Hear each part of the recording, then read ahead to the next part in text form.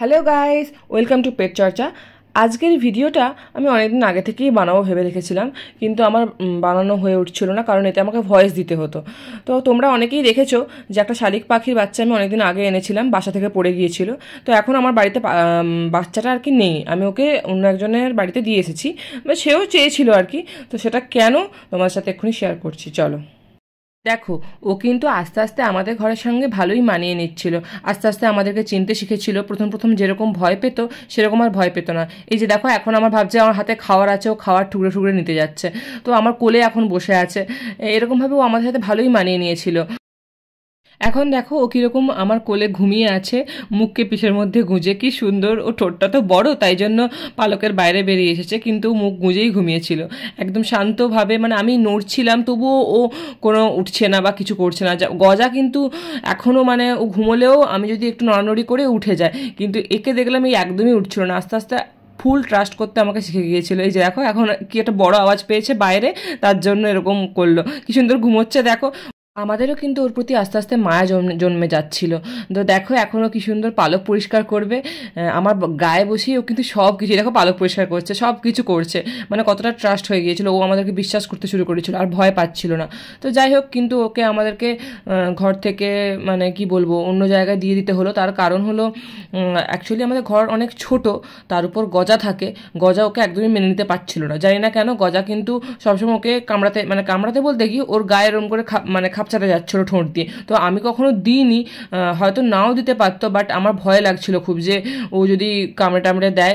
আর এ তো এখন বাচ্চা, ছোট, নরম মাংসের, নরম চামড়া, আর ও তখন অনেক বড় হয়ে গেছে, আর ঠোঁটও শক্ত। তো এ তো এখন আত্মরক্ষাও করতে পারবে না। তো আমার এটাই ভয় লাগছিল। আর সবসময় তো দুজনকে একসঙ্গে চোখে রাখাও তো সম্ভব নয়, দুজনকেই ছেড়ে রাখতে হবে। তার কারণ এও বেরোতে চাইছে, ও বেরোতে চাইছে, আর সবসময় চোখ একদম দিয়ে বসে থাকবো এরকম তো সম্ভব নয়, কারণ আমারও কাজ থাকে। তো এই ভয়ে আমি ভাবলাম যে বাচ্চা পাখিটা কেন ঘরে কষ্ট পাবে, তো এখানেও ভালো থাকছিল না, সেই জন্য আমি ভাবলাম যে দিয়ে দিই কাউকে। এই দেখো কি সুন্দর উড়তেও শিখে যাচ্ছিলো আস্তে আস্তে, এরকম করে হাত দেখালে ও উড়ে এসে হাতে বসতো। দেখো এক্ষুনি কীরকম করবে, এরকম আস্তে আস্তে বেশ অনেক কিছু শিখে গিয়েছিল, কিন্তু তাও আমাদেরকে দিয়ে দিতে হলো, কারণ ওর ভালোর কথা ভেবেই আমাদেরকে দিয়ে দিতে হলো। অ্যাকচুয়ালি যে আমাদেরকে ওই পাখিটাকে উদ্ধার করে আমাদেরকে দিয়ে গিয়েছিল, সেই বলেছিল আরও একজন কেউ নিতে চায়, বাট আমাকে আগে দিল। তো এবারে আমি তাকেই বললাম যে তুমি যে নিতে চাইছিলো তাকে তাহলে তুমি দিয়ে এসো, কারণ কি এখানেও ভালো থাকছে না। তো যেখানেও ভালো থাকবে সেখানে থাকাটাই আমার মনে হয় বেটার। তো তাই জন্য আমি বললাম যে দিয়ে দিও। তো সেই জন্য তোমরা এখন আর শালিক পাখিটাকে দেখতে পাও না, ওকে আমরা অন্য জায়গায় দিয়ে দিয়েছি, এবং সেখানেও ভালো আছে আশা করি। যেখানে থাকবে ভালোই থাকবে। আর দেখো একটু একটু কিন্তু নিজে থেকে খেতেও শিখে গিয়েছিলো, আমার হাতে খেত ঠিক কথা, কিন্তু অল্প অল্প খেত, বেশি খেতে পারতো না, একটু একটু তুলতো, পরের দিকে চাইতো আমি যেন হাত দিয়ে ওকে দিই, বাট তাও শিখে গিয়েছিল অল্প অল্প করে। আস্তে আস্তে আমারও মায়া জন্মে গিয়েছিল, বাট তাও তার থেকে বড় হলো যে ওর ভালো থাকাটা। তো সেই জন্য আমি ওকে দিয়ে দিয়েছি। এই ছোটো ঘরের মধ্যে আমার পক্ষে সম্ভব নয় দুটো পাখিকে একসাথে রাখা, আবার অন্য জাতের, যদি আবার টিয়া পাখি হতো কোনো অসুবিধা হতো না। তো সেই জন্য আর কি আস্তে আস্তে ও কি সুন্দর খাচ্ছিল। এই ভিডিওগুলি আমি ক্যাপচার করে রেখেছিলাম পরে তোমাদের সাথে শেয়ার করব বলে, তো আজকে শেয়ার করলাম কেন ওকে আমি আমার বাড়িতে রাখতে পারলাম না। তো আমার তো অবশ্যই খারাপ লেগেছিল, বাট তাও তার থেকে বড় হলো যে কোনো একটা প্রাণ ভালো থাকা, তাই না? এইটুকু ঘরের মধ্যে আমরাই থাকতে পারি না, তো সেই জন্য ওকে ভালো রাখার জন্যই রাখা। আর অনেক সমস্যা হচ্ছিলো, এই ঘরে এসি ছিল, এসিতে তো এই বাচ্চা পাখিকে রাখাও যেত না, যতই গরম হোক এসিতে বাচ্চা পাখিকে একদমই রাখা উচিত নয়। তো সেই জন্য ওকে আমাকে দিয়ে দিতেই হলো। এখানে তোমরা কতটা বুঝতে পারবে আমি জানি না, বাট এখানে একটু হলেও বুঝতে হয়তো পারবে যে ওকে যখন আমি খাবার দিতাম, মানে শালিক পাখিটাকে, গজা এসে কীরকম হামলা করতো।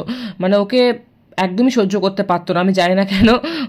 ওকে খাবার দিতে গেলে ও খাবার নেবে, ওর কাছ থেকে খাবারটা কাড়িয়ে নেবে, সবসময় ওর মুখের মধ্যে মুখ ঢুকিয়ে দিতে চাইতো। আমি তাই ভাবলাম যে আমি দিতে দিইনি কখনো মুখ, এরকম করে ওর মুখটা সরিয়ে নিতাম, বাট আমার ভয় লাগতো যদি একবার খাবলা বসায় গজা তাহলে তো একদমই শেষ। ও তো বাচ্চা একদম, ওর নরম শরীর।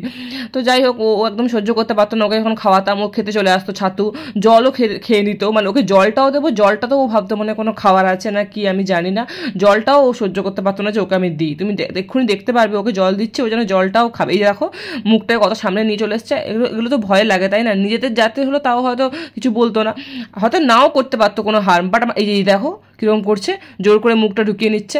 তো আমি একটুখানি ক্লিপ তোমাদের জন্য তুলে রেখেছি, কতটা বুঝতে পারবে আমি জানি না, বাট এরকম প্রায়ই হতো। এবার সবসময় তো খেয়াল রাখা সম্ভব নয়, তো কি করব বলো, সেই জন্যই। আর এই দেখো জল দিচ্ছে, জলটাও খাবে, জলটাও ও খেতে লাগবে। যাই হোক, কি আর করা যাবে, ও যেখানে থাকে, যেখানে থাক সেখানে ভালো থাক, সেটাই আমরা চাই, তোমরাও সেটা কামনা করো। যাই হোক, তো এখন ভালো আছে আশা করা যায় যেখানে আছে। তো এটাই তোমাদের সাথে শেয়ার করার ছিল। একজন কমেন্টও করেছিলেন, তো আমি ভাবলাম তোমাদের সাথে শেয়ার করে দিয়ে, অনেক ডিলে হয়ে যাচ্ছে, এই ভিডিওগুলো পড়েও আছে আমার কাছে, তো স্মৃতি হয়েও থাকবে যদি ভিডিওগুলো ছাড়া থাকে এখানে আর কি ইউটিউবে, আমার কাছে স্মৃতি হয়েও থাকবে এটা একটা। তো ভালোই, তো ভালো থাকুক, তোমরাও ভালো থাকো এই গরমে, বেশি করে জল খাও, সুস্থ থাকো, সবাই ভালো থাকো, আর তোমাদেরও পেটদের খুব যত্ন নিও। তো চলো, দেখা হচ্ছে পরের ভিডিওতে। টাটা, বাই বাই, সবাই ভালো থেকো।